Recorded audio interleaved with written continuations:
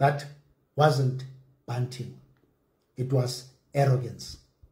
It was disrespect directed not only at fans, but at history, at the struggle, and at symbols that mean something far greater than 90 minutes of football.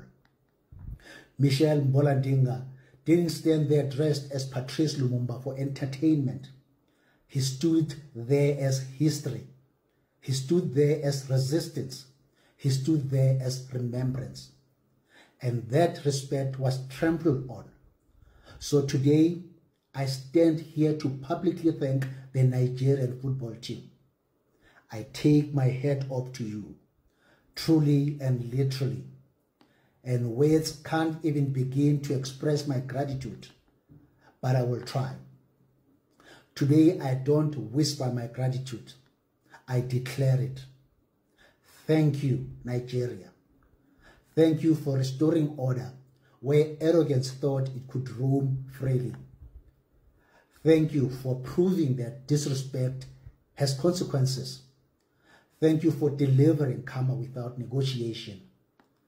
Thank you for teaching Algeria, and especially Amora, that Africa is not a playground. This wasn't just a victory. It was a correction. It was history defending itself. It was dignity fighting back. You didn't beat Algeria. You disciplined them. You didn't just silence arrogance. You humiliated it. You didn't just score goals. You issued a warning. You redeemed Michel Mbolandinga. You restored the honor of Patrice Lumumba. You reminded North Africa that African symbols are not props, and African pain is not entertainment. You fixed the imbalance. You restored respect. You reminded the world that Africa does not forget. Africa responds. And Africa does not forgive disrespect easily. For that, you will remain champions in my heart. This wasn't just football. This was justice in boots. Thank you for fixing the world, even if it was just for 90 minutes. Thank you for reminding us why football matters.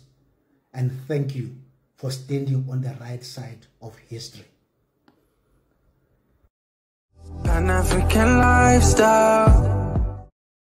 Advertise with Pan-African Lifestyle and connect with a highly engaged global Black audience of over 500,000 followers and subscribers